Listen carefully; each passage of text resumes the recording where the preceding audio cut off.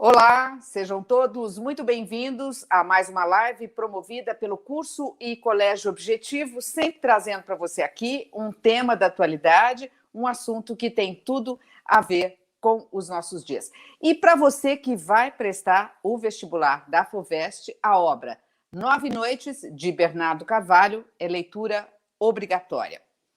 Vou fazer aqui um spoiler, mas não me queira mal por isso. Se você ainda não leu o livro, eu posso só dar uma dica. O romance conta a história verídica do antropólogo americano Buell Quine, ele que é um estudioso, ou era um estudioso, de tribos indígenas no Brasil e que se suicidou nas matas do Xingu nos anos 30, aos 27 anos de idade. A partir de uma pesquisa minuciosa, o autor Bernardo Carvalho apresenta elementos que podem ser cobrados nos vestibulares. E é esse exatamente o tema da live de hoje. Intertextualidade e interdisciplinaridade, em 9 Noites, de Bernardo Carvalho. E para falar sobre esse livro e reforçar o conteúdo aprendido com a leitura de 9 Noites, já está aqui chegando a nossa live, a nossa convidada de hoje, a professora Lu Cunha. Lu, que dá aula de literatura, sabe que é imperdível, né? A aula da Lu. Lu, sempre um prazer te receber aqui. Aliás, a primeira live foi feita com você. E a primeira a gente não esquece, né, Lu? Obrigada por hoje, por ter vindo aqui compartilhar o seu tempo e os seus conhecimentos aqui com a gente, Lu. Eu que agradeço, Malu, o convite. E realmente a primeira live a gente nunca esquece, né? Foi uma live assim emocionante, muito bom. E muito bom te encontrar de novo, como sempre, Malu. E falar de livros, né, Lu? É uma paixão nacional, minha e sua, né? Para mim é mais do que apenas uma paixão, né? Uma profissão, né? É verdade. Ô, Lu, 9 Noites é uma leitura obrigatória da FUVEST, né? E é um autor contemporâneo, né? É a primeira vez que essa obra entra na lista da FUVEST? Sim, sim. O Bernardo Carvalho é uma novidade na lista de todos os vestibulares. Nem Unicamp, nem outros vestibulares que têm listas de leitura obrigatória colocaram o Bernardo Carvalho em algum momento, né? Então, é a estreia dele, acho que uma excelente pedida, uma excelente escolha da FUVEST. Agora, convenhamos, Luiz, sejamos muito sinceras, não é uma leitura fácil. Para entender, né, você tem que ter aí muita atenção para prestar atenção nesses narradores, né? Começa que o livro já tem 2 narradores, então tem que ter muita atenção com isso, né, Lu? Exatamente. A gente consegue diferenciar os 2 narradores com uma certa facilidade, porque o tipo de letra é diferente. Então, quando a gente tem as cartas do Manuel Perna, a letra é em itálico. E quando a narração que eu chamo de narrador, investigador, jornalista, porque ele é tudo isso. Aí a letra é redonda, isso facilita bastante. Então aí já é algo importante que chama a atenção aí do aluno. Agora, Lu, por que a gente conferiu a essa live esses 2 temas? A interdisciplinaridade e a intertextualidade. Por que exatamente essas 2 expressões? A interdisciplinaridade é porque os vestibulares, normalmente, eles fazem o seguinte, eles pegam, por exemplo, um trechinho do livro e fazem uma questão de geografia, uma questão de história, uma questão de biologia. Isso já aconteceu com Guimarães Rosa, já aconteceu com Vidas Secas. Né? Então, na verdade, é interdisciplinaridade só porque eles pegam um trecho desse livro e fazem uma questão sobre malária, por exemplo. Tá? Agora, a intertextualidade é quando você tem um texto que já existe e ele é resgatado por um texto novo, dando a esse texto que já existe uma nova leitura, ou às vezes não, né, retomando apenas a informação que ele já passava no seu texto original. O problema da da intertextualidade, é que se você não conhecer o texto original, né, então vamos supor, no Quincas Borba do Machado de Assis, no Quincas Borba você tem lá o Machado se referindo a Shakespeare, como ele se refere em toda a obra dele. Se você não conhece Shakespeare, você não vai conseguir perceber a intertextualidade. Mas o vestibular pode colocar, por exemplo, um trechinho, né, do texto original, um trecho do livro que está recuperando esse texto e fazer uma questão vinculando os dois, né? Daí eu acho que realmente é importante. Agora, como que você acha que o conteúdo dessa obra pode ser cobrado no vestibular? Então, o livro ele tem muita coisa para ser cobrado. Então, hoje a gente vai falar sobre esses dois aspectos, né? A intertextualidade e a interdisciplinaridade. A intertextualidade, Malu, olha, eu fiz aqui, não sei se dá para você ver, né? Tem umas, tá vendo, umas marquinhas? Isso tudo aqui são referências intertextuais que eu encontrei, capaz de ter mais uma ou outra perdida aí que eu passei sem perceber, né? Então, por exemplo, se você pega logo o começo do livro, né, o narrador ele explica por que ele escolheu contar a história de todo mundo fala Buell Quain, mas a pronúncia seria Bill Quain, né? Bill Quain.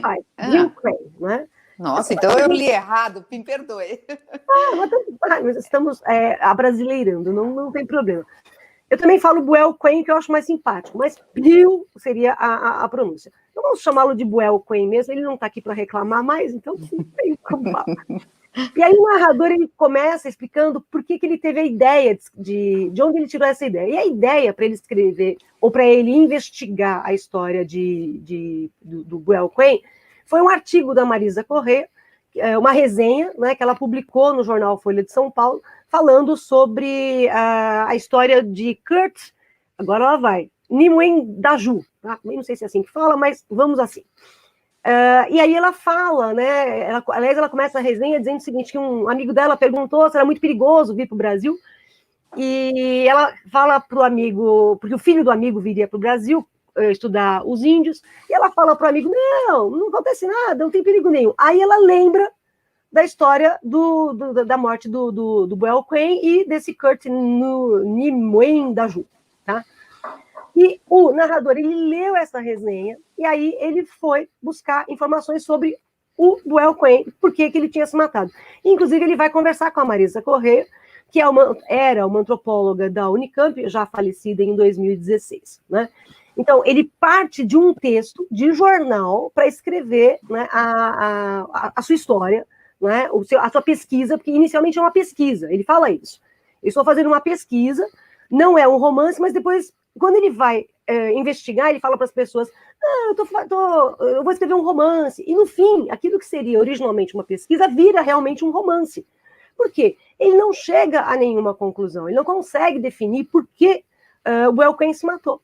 E se a gente pensar nas pesquisas, né, universitárias, se pensar num mestrado, num doutorado, quando você defende uma dissertação ou uma tese, você propõe um problema e apresenta a solução. Sim. Ele não conseguiu, porque ele não tem como resolver o problema do motivo que teria levado o Buell Quain ao suicídio. Então ele resolve transformar aquilo que seria uma pesquisa, originalmente, né, pelo menos é isso que ele conta, ele resolve transformar num romance, tá bom?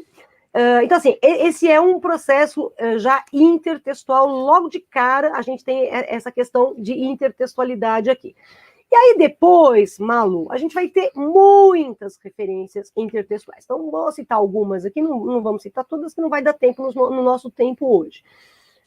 Mas, assim, por exemplo, ele fala em Gilgamesh, né, ou Gilgamesh, como alguns falam, que é um poema babilônico, né, segundo informações, é uma das obras mais antigas da literatura universal. Alguns dizem que é do século VII a.C., outros dizem que é do século X a.C., foi escrito em pedras e tudo. E nesse poema, aliás, esse poema, Gilgamesh, o tal do Bill Quain, né, ele teria lido esse poema na universidade, teria se interessado por ele. Isso é o que o narrador conta para a gente. E nesse poema, a gente tem uma história muito curiosa que dá para a gente casar com o livro. A gente tem o Gilgamesh, né, ou, como eu já falei, Gilgamesh, tanto faz, as duas pronúncias são adequadas, e ele acaba sendo, os deuses acabam criando um amigo para ele, né, chamado Enkidu, e o Enkidu é um homem selvagem que vai fazer companhia para Gilgamesh, mas ao mesmo tempo que vai fazer companhia, vai tomar conta dele para ele não fazer bobagem, né? E esse Enkidu passa a ser um duplo, né, do Gilgamesh. No livro, né, no Nove Noites, um grande problema que a gente tem é o duplo. Nós temos o Buell Quinn, antropólogo, um homem muito certinho, muito correto, mas existe um outro Buell Quinn que ele recusa, né? Que ele rejeita. Quer dizer, é um outro eu dele que ele rejeita o tempo todo, que seria, numa concepção dele, um eu que lhe é desagradável. Tá? E essa questão do duplo, né? Essa questão, digamos assim, de você ter um outro eu, né? Que te faz companhia, mas que te incomoda também, a gente tem no Gilgamesh. Então dá para vincular, né, o texto, o poema babilônico, que acontece com o Buell Quinn, né? E aí vai, uma outra obra que o livro diz que o Buell Quinn tinha na mala, né? Então, além dele ter lido o Gilgamesh, ele também tinha na mala um livro do von Stinen, né? Que é um tratado sobre expedições no Xingu, né? Só que é uma obra do século XIX, né? Isso estava na mala dele. E é o que o Buell Quinn acaba fazendo, né? Quer dizer, isso é só o início. A gente tem muito também. Você assistiu, Malu, um filme chamado Fitzcarraldo? Sim, assistiu Fitzcarraldo, aquele filme que o Mick Jagger começou a participar e desistiu? Sei. Milton Nascimento está no filme e tal. Ele faz uma menção ao Fitzcarraldo, por que ele faz uma menção? Segundo as investigações do narrador, o Buell Quinn, onde ele ia, a primeira coisa que ele procurava é um piano, né? Era um piano, procurava um piano. E o narrador contou isso, né, para Marisa Corrêa, e ela falou, nossa, isso daria um filme. E o narrador pensou, Marisa Corrêa deve ter imaginado o filme Fitzcarraldo. Né? E no Fitzcarraldo, o que você tem? Você tem exatamente essa exploração, é uma expedição pelas terras indígenas, né? E a exploração da Amazônia por um maluco, né? Que, na verdade, o nome dele é Fitzgerald, não é? O sobrenome, porque Fitzcarraldo é como os índios chamavam esse tal de Brian Fitzgerald. E ele era um doido, né? Ele só investia em coisas completamente alucinadas. E a alucinação dele no filme é justamente uma casa-ópera, um teatro-ópera, né? No meio da Amazônia. E isso é uma loucura, né? De uma certa forma, o cara ele até tem um navio, uma embarcação, você deve lembrar disso no filme. Tem a embarcação e tal. O filme, eu acho, assim, simplesmente horroroso, né? Respeito, mas... É difícil.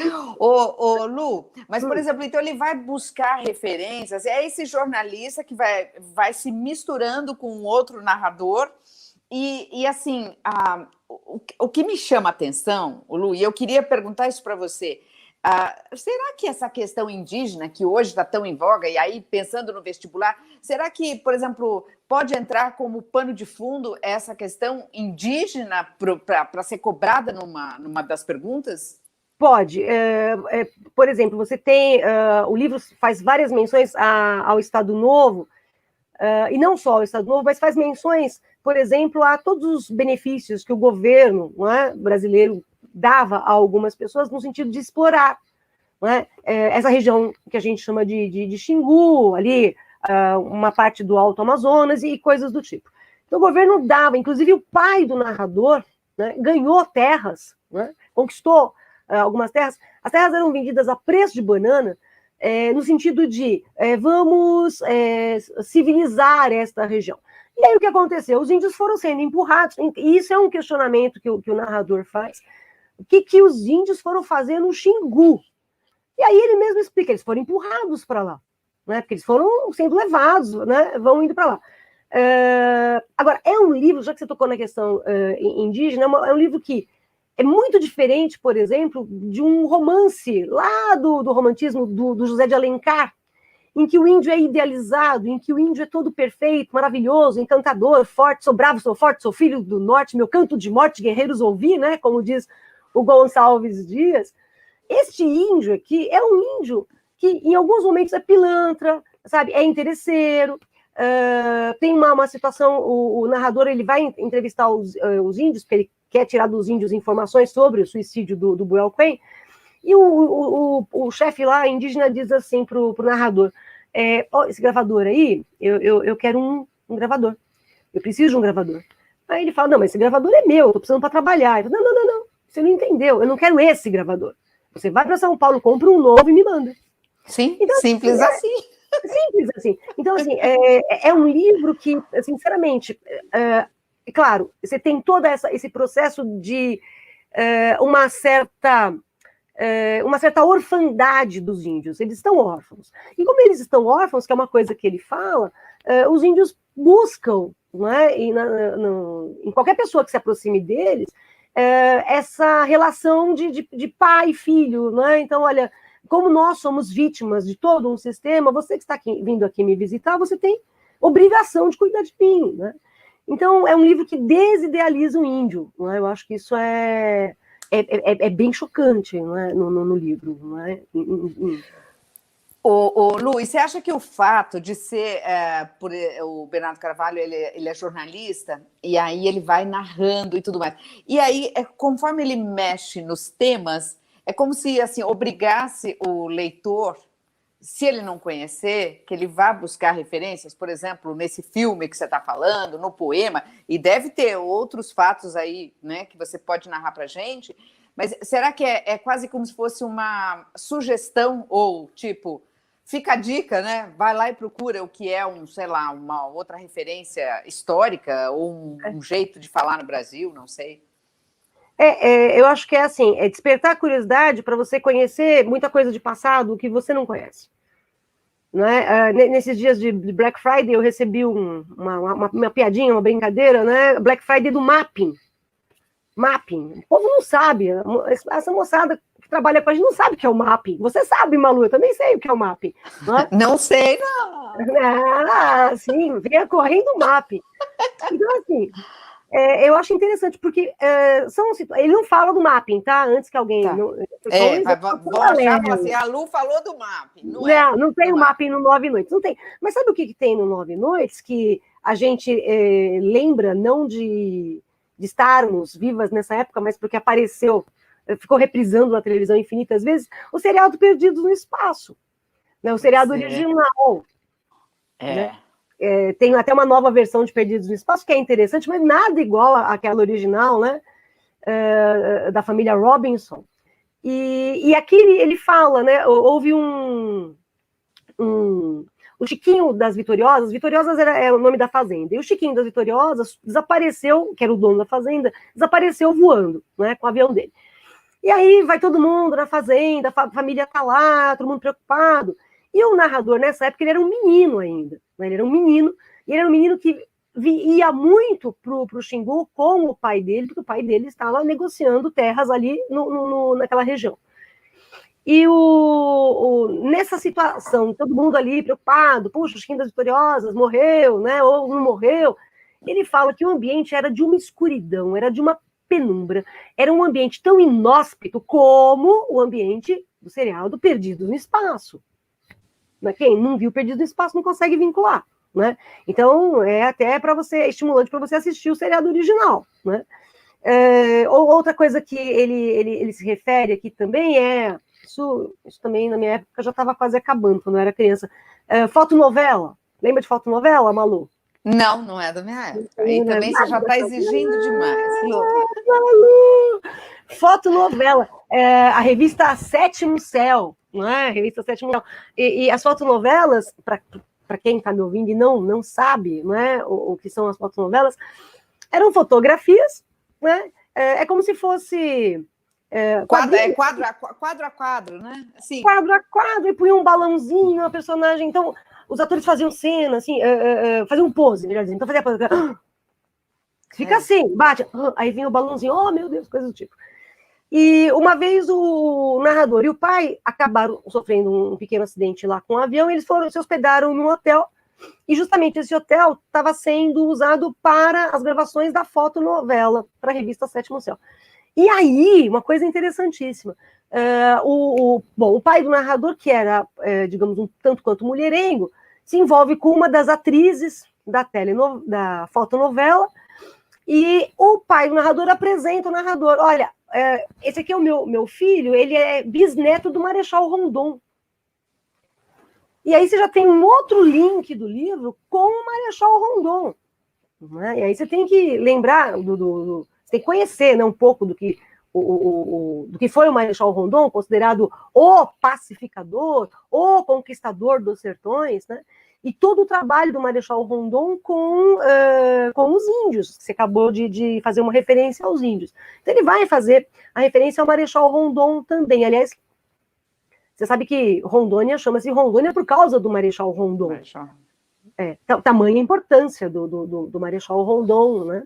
Ô, Lu, mas desculpa interromper, mas assim, por exemplo, vamos pegar esse caso aí da revista Sétimo Céu, como que isso vai ser cobrado no vestibular para o aluno, né? O que a revista Sétimo Céu, que está dentro da obra do Bernardo Carvalho, como é que ela vai ser cobrada? De que forma? Você consegue me dar um exemplo para eu entender? Eu acho meio difícil eles cobrarem a novela Sétimo Céu. É que mais provável eles cobrarem, por exemplo, outros aspectos que são mais notórios. Mas uma coisa que eles poderiam fazer é colocar uma imagem, né, tirar um pedaço de uma fotonovela, colocar na prova aquela imagem e vincular com um enredo, né, em que momento o aspecto da fotonovela foi explorado no livro. E é explorado, em termos de enredo, para o narrador mostrar como é que o pai dele também vivia se envolvendo com mulheres assim, muito aleatoriamente, de qualquer jeito, inclusive acaba sendo vítima, economicamente falando, de uma última mulher com a qual ele se envolve, né? Então, pode ser nesse caminho, né, que eles coloquem. Quer dizer, por isso que eu te falei, a intertextualidade, ela é um problema, porque você tem que saber a origem. Então, como a gente tem os vestibulantes com uma média de 18, 20 anos, tá? Eles não vão conhecer essas coisas. Então, eles podem colocar um trecho do texto original ou da fotonovela, como a gente acabou de citar, e fazer um vínculo com a narrativa, pedir para o aluno, né, o candidato, fazer um vínculo com a narrativa. Isso pode acontecer. Agora, por exemplo, quando ele cita, por exemplo, você estava me dizendo que, antes da gente começar essa live, você estava falando que ele cita o universo rodriguiano. Então, por exemplo, aí o aluno tem que entender o que essa expressão significa, né, o contexto disso tudo, e aí ainda aprender sobre Nelson Rodrigues. Quer dizer, o conhecimento do aluno vai ampliando, né, Lu? Vai aumentando. É um momento em que a gente tem uma história, o narrador conta para um amigo que talvez o Buelquen, a esposa do Buelquen, tenha traído o Buelquen com o cunhado. Tá? E aí o amigo vira pro narrador e fala, mas isso é muito rodriguiano. Ora, de onde vem a expressão rodriguiano? Vem do Nelson Rodrigues, das histórias, né, que o Nelson Rodrigues escrevia, que eram histórias muitas vezes, aliás, até tidas como pornográficas, né? O próprio Nelson Rodrigues se caracterizava dessa forma. Então, assim, se você não souber quem foi Nelson Rodrigues, Nelson Rodrigues, ele é importante no sentido, em vários sentidos, mas para hoje, vou destacar isso, Nelson Rodrigues é muito importante, o marco da modernidade no teatro brasileiro é do Nelson Rodrigues, com a peça Vestido de Noiva, né? E, aliás, tem um livro lindo do Rui Castro, que chama O Anjo Pornográfico. Exatamente. Que é lindíssimo, e ele explica muito a obra do Nelson Rodrigues, né? Então, aí, uma sugestão. Exatamente. E o Nelson Rodrigues teve uma vida, assim... O Nelson Rodrigues dava para ser personagem de uma das novelas que ele criava, não é? Ou das peças de teatro que ele criava, das crônicas e coisa do tipo. Então, a expressão rodriguiano, não é? Então, como é que isso pode cair na prova? O examinador pode colocar um trecho explicando Nelson Rodrigues e pedir em que aspecto o narrador, né? Aliás, o amigo do narrador, nesse caso, usou a expressão rodriguiano. Tá? Então dá, mas tem que colocar alguma informação, porque também Nelson Rodrigues, alguns conhecem por causa do teatro do Nelson Rodrigues, mas não é de conhecimento escolar. E também aí você vai de Nelson Rodrigues, você vai para Drummond também, é isso? Mas aí Drummond, a gente tem que pegar aqui. Na verdade é o seguinte, o livro Nove Noites, ele abarca tempos de guerra, né? Então, o Buelquen, ele se mata em 2 de agosto de 1939. 2 de agosto de 1939 é a data da carta que o Einstein escreve ao presidente Roosevelt, alertando para a possibilidade da bomba atômica. Né? No mesmo dia que o Wellcome se mata, o Einstein mandou a carta para o Roosevelt. Então, o Wellcome, na verdade, ele acaba não vendo a guerra. Mas a história já está ambientando para a gente a questão da Segunda Guerra. E depois, lá para frente, ele vai falar sobre os ataques terroristas, né, e toda essa guerra contra o terrorismo que a gente, de uma certa maneira, vive até hoje. Então, e nesse sentido de falar das guerras, o narrador, investigador, jornalista, ele vai falar sobre os ataques terroristas ao World Trade Center, né? O famoso 11 de setembro. Daí já traz para cá a atualidade total, né? Quer dizer, é a interdisciplina, né? Quando se mistura mesmo, é interessante. Agora está ficando mais claro para mim. Porque, olha, veja, eu tenho um tempo que é o tempo em que Wellcome viveu. Sim. Tá? Aqui no Brasil. Embora ele faça menção à história dele lá nos Estados Unidos e tal, mas é em especial o Wellcome no Brasil, tá? 1938, 1939. E, inclusive, deixa eu fazer uma observação, tá? Que eu acho isso importantíssimo. O Carnaval de 1938, o Wellcome foi passar no Rio de Janeiro, tá? E o narrador, ele conta que justamente um filme da Carmen Miranda tinha sido lançado, que é O Que É Que a Baiana Tem, aliás, a música, né, O Que É Que a Baiana Tem, e estava fazendo muito sucesso. Há uma falha aí, porque o filme da Carmen Miranda ele vai ser lançado só em 39, mas ele colocou 38, a gente faz de conta que não sabe a data e engole. E logo abaixo ele fala que nesse mesmo carnaval de 38, Madame Satã fez muito sucesso. Madame Satã era um travesti muito envolvido com a malandragem carioca, muito envolvido com uma criminalidade também. E no carnaval de 38 ele ganhou um concurso de fantasias, uma fantasia, um morcego, morcego nordestino, cheio de lantejoulas vermelhas, bem, bem demoníaca. E eles vão perguntar para mim, o que tem a ver a Carmen Miranda e Madame Satã? O narrador conta que Wellcome veio passar um carnaval no Rio de Janeiro, isso em 38, tá? Justamente quando Carmen Miranda fazia sucesso com o filme e a música do Caymmi, e o Madame Satã também fazia. São duas representações sociais muito distintas. Carmen Miranda, ela corresponde àquilo que o mercado cinematográfico, por exemplo, na época exigia ou queria, e vem bem naquela perspectiva da correção, né? Ela é o modelo correto. E Madame Satã é a incorreção. Claro, dentro de um determinado contexto ali. E aí a gente vincula com aquela questão do duplo que eu acabei de comentar, né? Existe um Wellcome correto e, entre aspas, um Wellcome incorreto que ele não aceita. Né? Então seria o Wellcome certinho, seria vinculado à ideia de Carmen Miranda. E o Wellcome erradinho seria vinculado a Madame Satã. Mas isso em 38, quando ele vem passar um carnaval aqui. Aqui não, perdão, no Rio de Janeiro. E o narrador, ele vai falar pra gente, quando ele vai... Então, veja, eu estava falando dos tempos. Então, eu tenho um tempo da história do Wellcome, que é 1938, 39, e o narrador, jornalista, vai fazer as investigações e ele acaba viajando aos Estados Unidos procurando informações. E justamente quando ele chega aos Estados Unidos, ele fala assim, eu não tinha visto Nova York sem as Torres Gêmeas. Né? E ele cita o World Trade Center também, Malu, porque quando ele estava fazendo toda a pesquisa dele, o narrador ele mandou uma correspondência para uma... Aliás, ele entrou em contato... Correspondência é outra coisa. Ele entrou em contato com uma repórter norte-americana especialista em encontrar gente desaparecida. Porque ele estava querendo procurar parentes, encontrar, aliás, parentes do Wellcome ou do cunhado do Wellcome ainda. E ele entrou em contato com essa jornalista e depois ele perdeu o contato porque veio o ataque terrorista. Ele nunca mais viu a jornalista. E aí ele vai falar das Torres Gêmeas. Então, são dois tempos distintos. 1938, né, 39 e 2001, as Torres Gêmeas. E aí você me perguntou do Drummond. Cheguei lá, muita calma. No Elegia 1938, que é um poema que está no livro Sentimento do Mundo, do Drummond, eu vou pegar só o finzinho, tá? Que é a passagem que ele usa no no Nove Noites, né? Ele diz assim: coração orgulhoso, tens pressa de confessar tua derrota e adiar para outro século a felicidade coletiva. Aceitas a chuva, a guerra, o desemprego e a injusta distribuição, porque não podes, sozinho, dinamitar a ilha de Manhattan. Tudo bem? Olha, isso aqui fantástico. É um livro riquíssimo, né?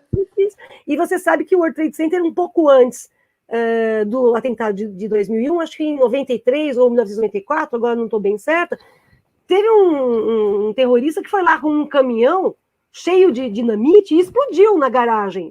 Só não caíram, as torres não caíram naquela ocasião porque ele errou a coluna, ele colocou uma coluna errada. Teve um estrago danado, muita gente se feriu, né? Mas não caiu. Isso acho que em 93, 94. E em 2001, o tio desse cara é um dos mentores do ataque terrorista ao World Trade Center.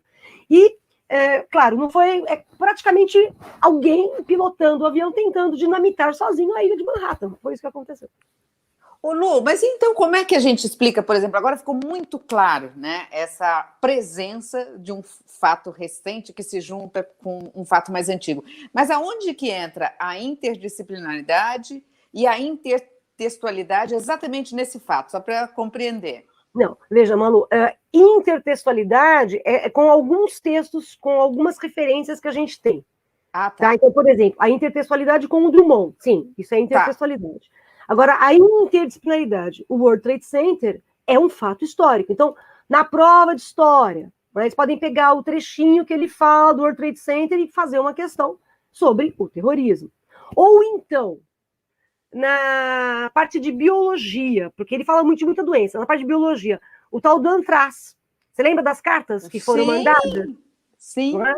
Se não me engano, eram 5 cartas mandadas com o antrax, e o antrax tem um vínculo com a história de muito tempo atrás.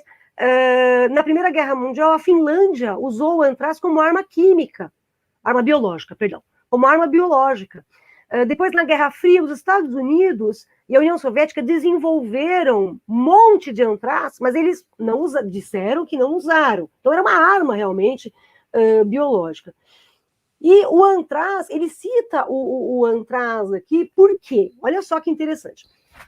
O narrador, investigador, jornalista, procurando por familiares, né, pessoas lá da família Quen, da família Kaiser, ele envia cerca de 150 cartas para pessoas que ele encontrou numa lista telefônica com o sobrenome Quen, com o sobrenome Kaiser.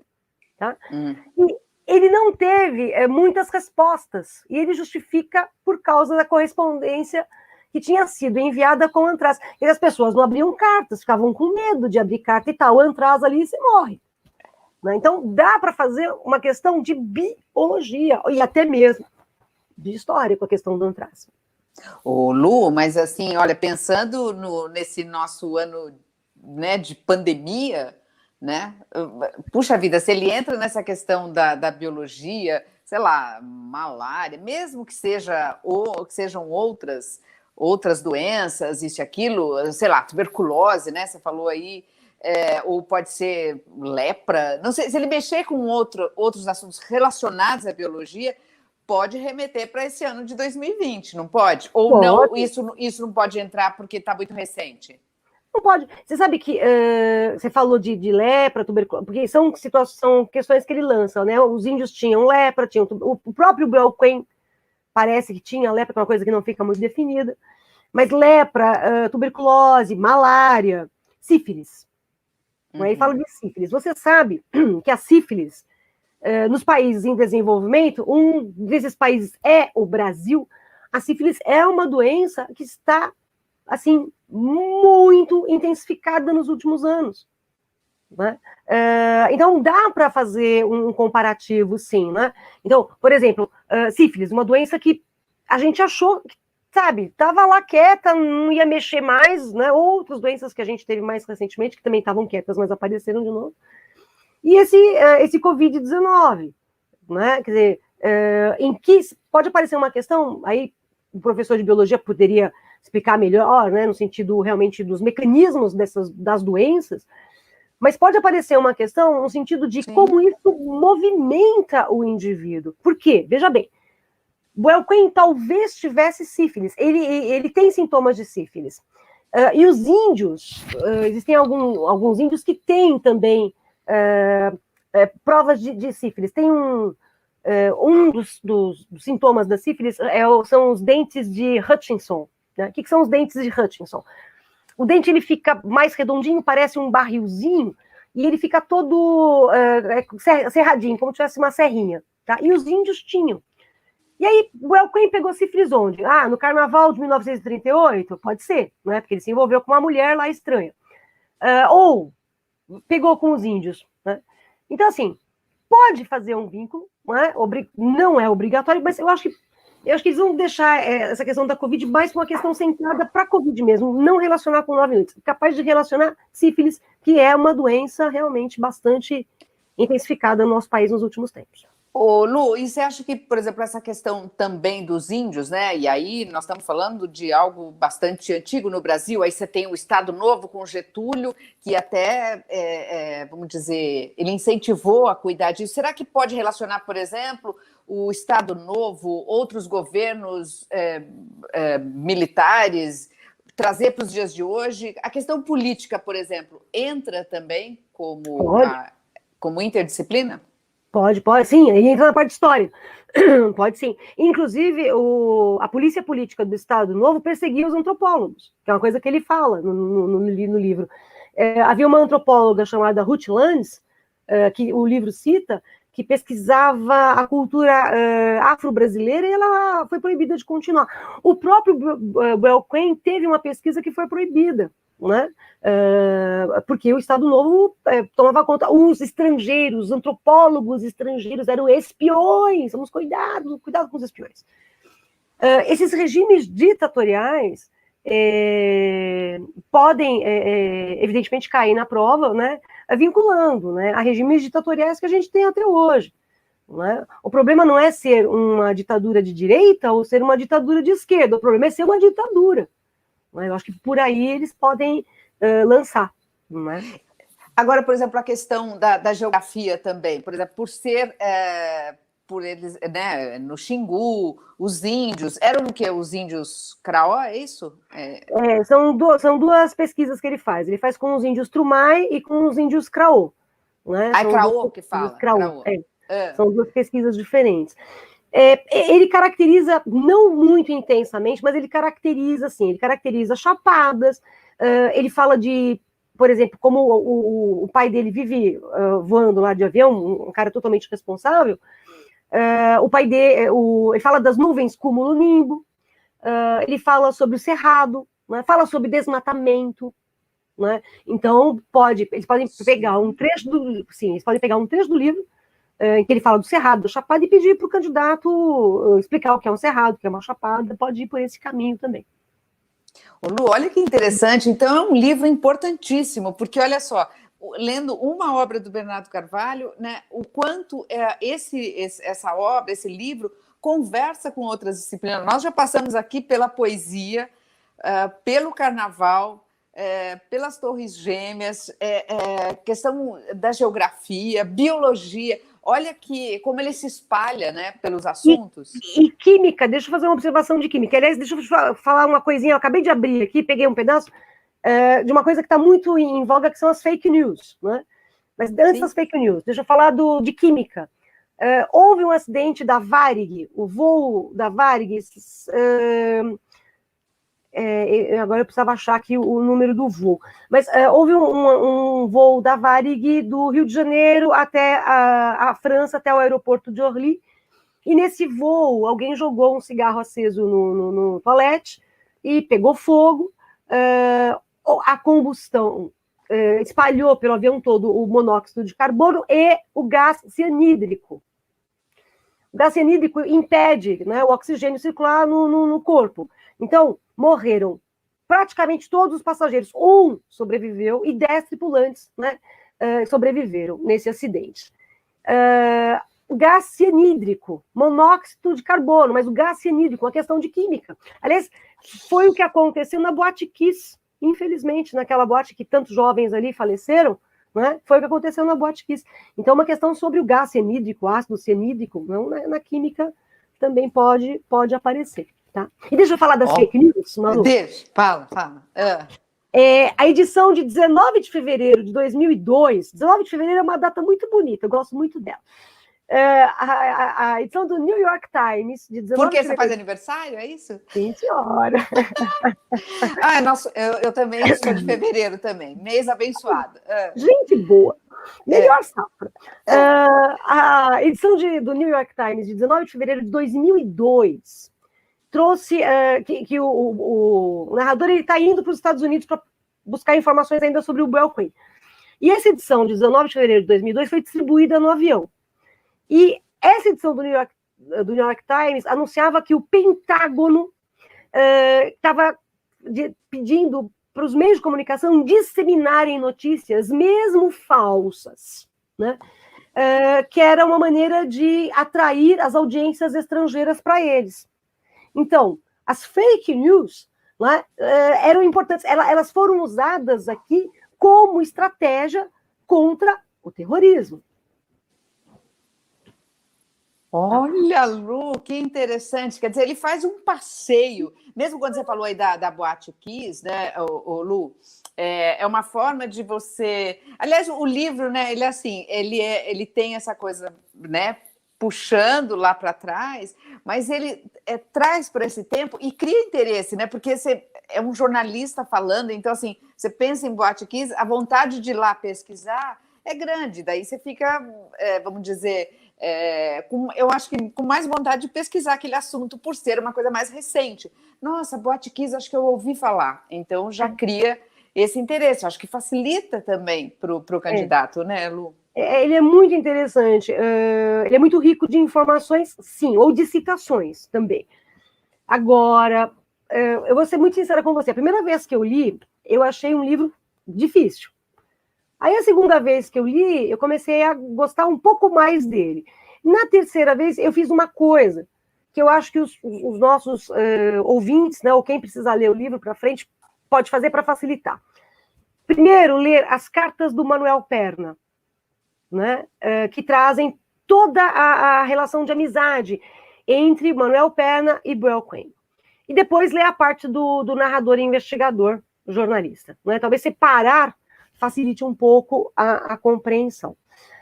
O tema da amizade é muito importante neste livro, né? Tanto que você vai ter, por exemplo, outras referências intertextuais, Lord Jim, do Joseph Conrad, Moby Dick, lembra de Moby Dick, a história de Moby Dick? Sim.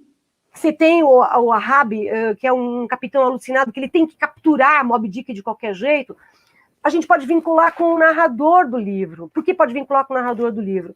Porque o narrador ele é obsessivo na busca da justificativa por que Brooklyn se matou. E, né, eu sei que a gente já daqui a pouquinho está encerrando, deixa eu só falar uma coisa. Eu acho muito importante, que são as projeções no livro. O narrador, investigador, jornalista, muitas vezes se projeta no Brooklyn porque ele tem experiências semelhantes ao Brooklyn. Os dois viveram entre os índios, os dois achavam os índios desagradáveis em muitos aspectos. O ambiente inóspito, o ambiente feio. Os dois têm problemas de relações com os pais. O pai do narrador morreu de um mal, né? um mal, mas essa informaçãozinha que eu acho que pode ser importante. O mal de Creutzfeldt-Jakob. Nunca ouviu falar nisso. Ok, também não, aí eu fui pesquisar. Que depois vai ter uma variação, que é a doença da vaca louca. Nossa! E aí, e esse mal de Creutzfeldt-Jakob, ele é mortal e é rápido. O cérebro fica vira esponjinha, né? E o mal da vaca louca é a mesma coisa. E como é que você pegava o mal da vaca louca? Comendo a carne de vaca contaminada pelos prions, né? Que são as proteínas infectantes. E o mal de Creutzfeldt também é a mesma coisa. Né? Então, assim, é um livro que tem muita informação mesmo, muita intertextualidade, muita interdisciplinaridade. Dava para fazer 5 provas da FUVEST com esse livro, com todas as matérias de humanas, pelo menos. Olha, muito bem, Lu. E assim, eu acho que a gente fez um passeio interessante, né, Lu? E agora eu preciso ler aqui um serviço que, assim, as pessoas que estiverem nos assistindo, né, e que forem prestar o vestibular e tudo mais, nós temos algumas dicas onde esses candidatos podem acessar, né? Lembrar que no portal do Objetivo você tem acesso aí a uma infinidade de assuntos que preparam para o vestibular. No Atualidades Online, por exemplo, tem uma análise profunda das obras literárias feitas pelos professores de literatura do Objetivo. A leitura da obra e a análise são fundamentais, né, Lu? Com certeza. Precisa interpretar, Malu. É mais importante interpretar do que saber a história. Vestibular não cobra historinha, tá? Muito bem, muito bem. E ao longo desse nosso projeto live, programado pelo Objetivo, abordamos várias temáticas com foco no vestibular. Isso é que é interessante, né? Então, tudo está disponibilizado, né? Mesmo essa nossa live de hoje, nas nossas plataformas oficiais. Tem muita dica de literatura e de outras matérias. Só olhar lá e vale a pena assistir ou rever. Ô Lu, eu quero agradecer muitíssimo a sua participação, o seu tempo. Sempre eu agradeço o tempo, né, Lu? Porque hoje o tempo está tão importante para a gente, né? Tudo é uma questão, não é, Lu? Então, assim, agradeço a sua generosidade de compartilhar o seu tempo e os seus conhecimentos aqui. Então, numa última frase, eu consigo mais 1 minuto, numa última conclusão aí, o que a gente pode falar sobre 9 noites, o que o aluno não pode perder de vista? Ele não pode perder de vista todo o processo, como eu acabei de falar, interpretativo da obra, tá? Não ficar focando nos acontecimentos, sabe? Ficar fazendo resuminho. Ah, ele levantou, ele saiu. Não. É o que representa a personagem ter levantado, ter saído, essa questão do duplo e os motivos que talvez tenham levado Buell Quinn ao suicídio. Um deles é a recusa a uma tendência homossexual que ele era o duplo dele que ele não queria aceitar. Mas isso não se resolve. É um livro que não... É um romance policial que não chega a definir por que o crime foi cometido. É como se ele te convidasse o leitor para participar do livro também, né, Lu? O que ele fala é o seguinte, logo no comecinho, você vai entrar num mundo em que a verdade e a ficção não têm mais os sentidos que te trouxeram até aqui. Então, o livro vai misturando verdade e ficção. Então, tem hora que você já não sabe verdade, ficção, e a vida está sendo assim, né? Eu acho que a gente está vivendo uma grande ficção com essa Covid toda, não é? É verdade, realmente. Lu, muito obrigada. Se deixar aqui, nós vamos ficando, né? Se eles ninguém cobraram tirar a gente do ar, a gente vai indo. É capaz de tirar a gente do ar, já fizeram isso com a gente. Já. Obrigada, Lu, e até a próxima. Beijo. Vamos marcar mais lives. Obrigada. Com certeza. Beijo, Obrigada. Lu. Tchau. Beijo. Saudade. Beijo. Tchau, tchau. Tchau.